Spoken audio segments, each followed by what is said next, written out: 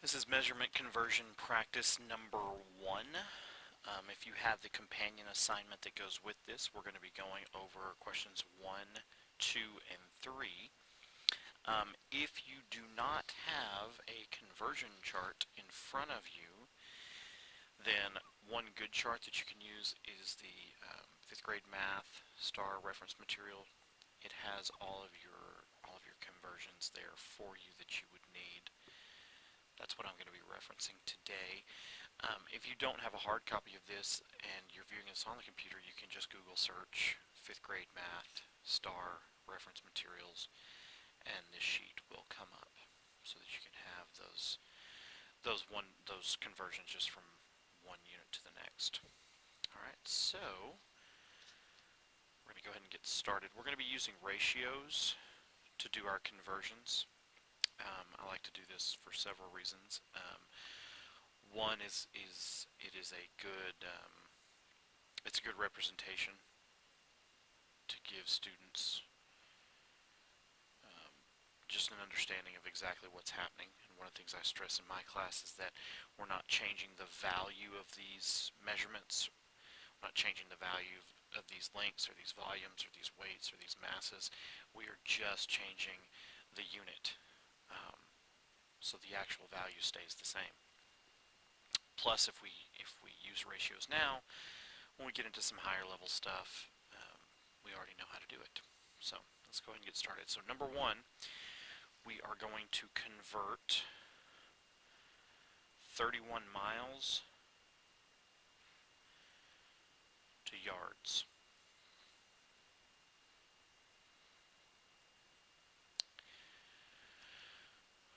So when we do this, we're always going to start out with our beginning measurement and unit.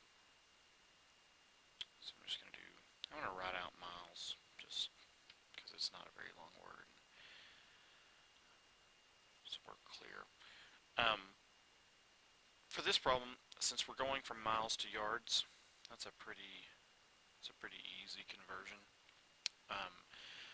Since we're using ratios, we're going to set these up into fractions. So we're going to put 31 miles over 1, just so everything's nice and uniform. Now, I actually don't have to do this, but I like to do it because I like my students to see the fractions as we go across, and especially when we start eliminating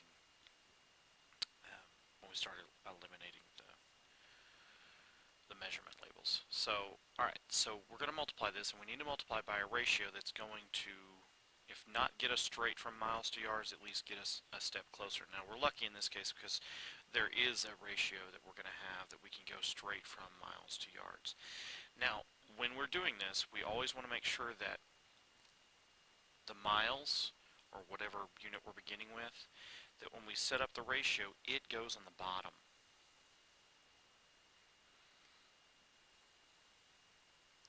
So in this case, 1 mile is equal to 1,760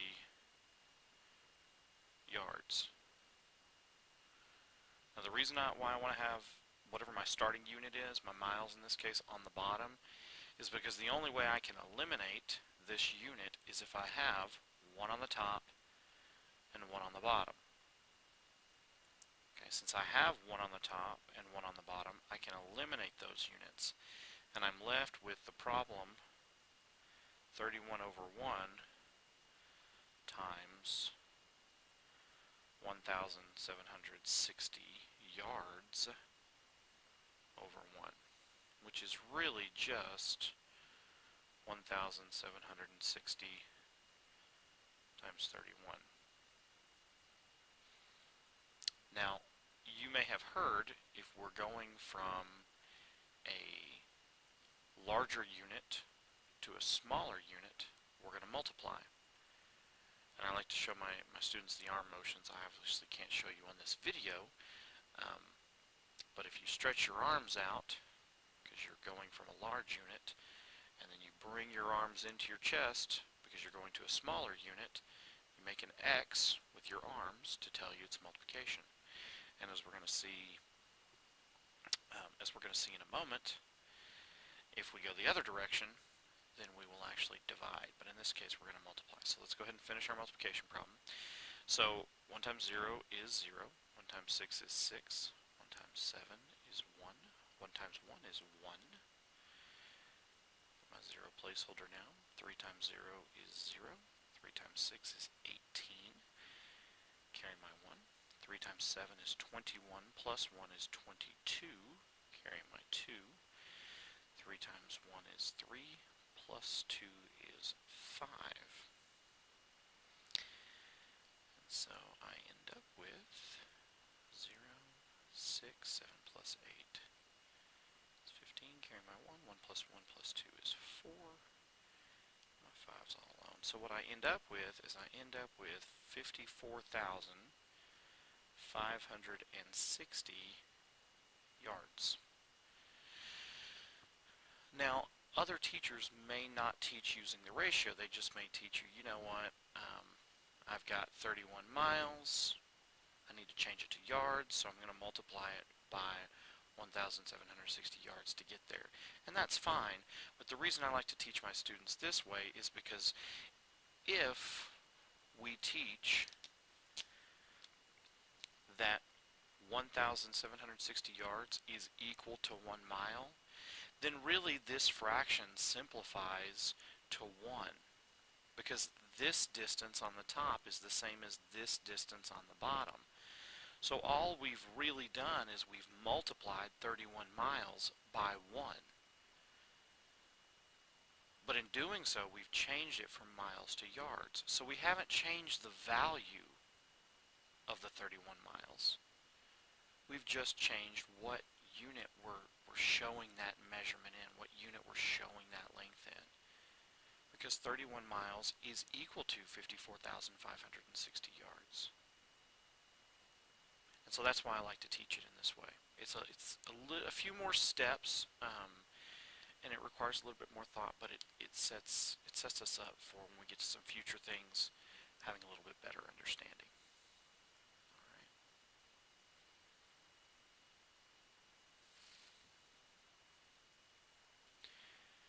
All right, let's go on to number 2.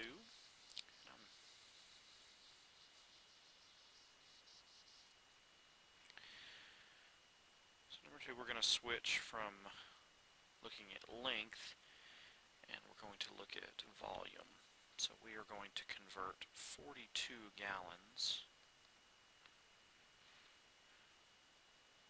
to pints. Alright, so just as I did before, I'm going to put my 42 gallons and put it over 1.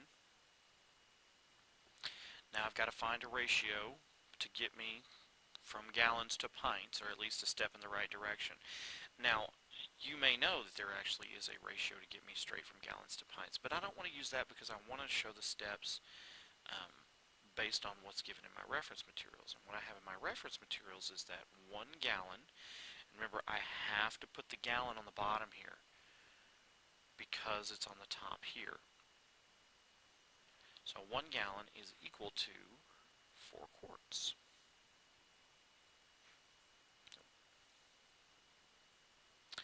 So 1 gallon is equal to 4 quarts. That's an ugly, blobby looking T.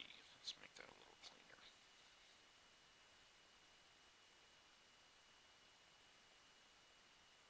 There we go. 1 gallon is equal to 4 quarts. Now, the reality is I actually could have written this way, and it's technically correct, but to make this problem work, I've got to have the gallons on the bottom. Because remember, 1 gallon is equal to 4 quarts. So it really doesn't matter which way I write these, and in another situation, I may need to write it this way.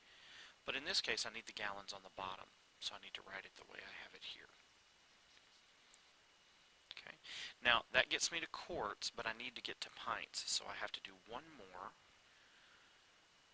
and I have to do my quarts to pints conversion ratio. Now again, I've got to have the quarts on the bottom right here because I've got it on the top up here. So I'm going to put quarts here, and for every 1 quart, we have 2 pints. So now that I've got my ratio set up, I've got to pints, so I'm set up correctly. Now I can go through and I can eliminate the gallons because I've got 1 on top and 1 on bottom. I can eliminate the quarts because I've got 1 on top and 1 on bottom, and I'm left with the pints. So what I'm left with is 42 over 1 times 4 over 1 times 2 pints over 1.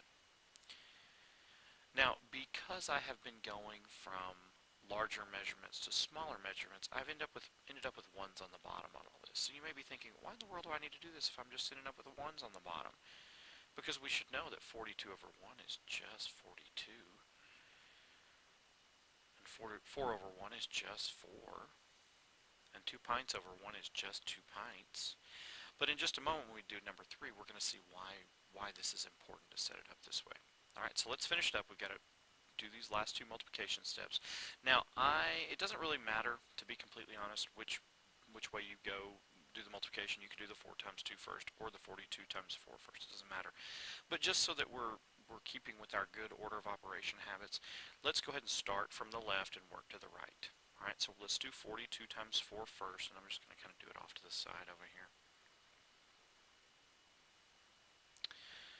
4 times 2 gives me 8. 4 times 4 gives me 16, so I end up with 168. And then I'm going to multiply that by 2.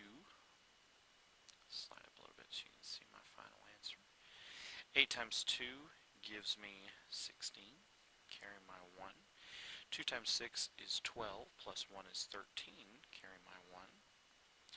And 2 times 1 is 2, plus 1 is 3. So I get 336 pints.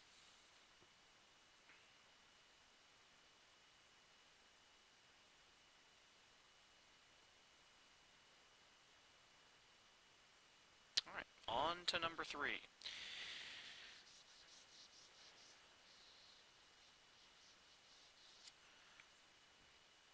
So for number 3, we're going to switch back and we are going to do length. And we are going to convert 84 inches to feet.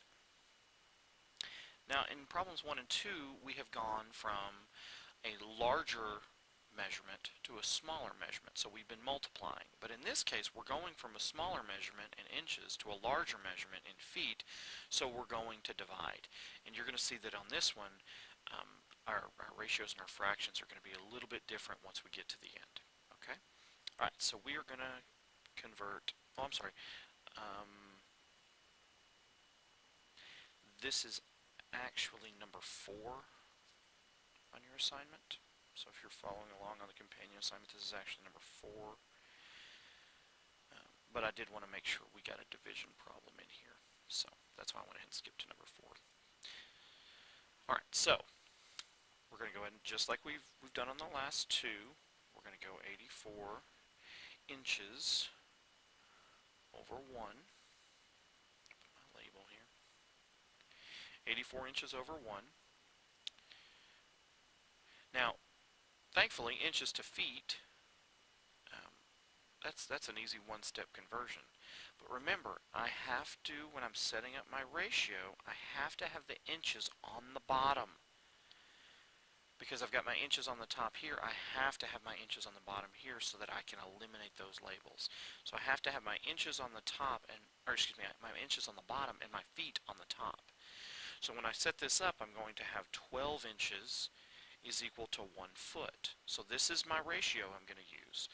But you see that since we are going from a smaller unit in inches to a larger unit in feet, what we're going to end up with is a fraction. And remember, a fraction is just a division problem in disguise. Okay, so I can eliminate my labels. Now, this may get into some territory where you're unfamiliar. Okay, because you may not have multiplied fractions before. If you haven't, the good news is it's actually really, really simple. Because when you're multiplying fractions, all you're going to do is you're going to multiply the numerators to get a numerator answer, and you're going to multiply the denominators to get your answer for your denominator. So in this case, it's pretty simple because we're just multiplying by 1 each time. For our numerators, we're multiplying 84, because I've eliminated the inches, 84 times 1 foot, so we end up with 84 feet. And for my denominators, we're multiplying 1 by 12, because again, I eliminated the inches. So 1 by 12 gives me 12. And so now I end up with this improper fraction of 84 feet over 12. Now, as we have discussed before, a fraction is just a division problem in disguise. So if I punch that 84 as hard as I can, and I knock this fraction on its side, and then I just add my division bar on top. Alright, so then we say, okay, how many times will 12 go into 84? And some of you can do that mental math, but I'm gonna give you a little bit right here. So here you go. Here's your present for the day. So that's 7. 7 times 2 gives me 14. Carry my 1. 7 times 1 is 7, plus 1 is 8. Subtract 84 from 84. I get 0 as a remainder. And so 84 inches gives me 7 feet.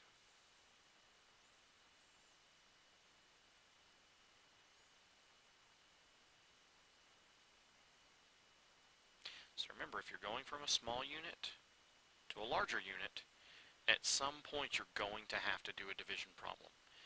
If you don't, you have made an error somewhere.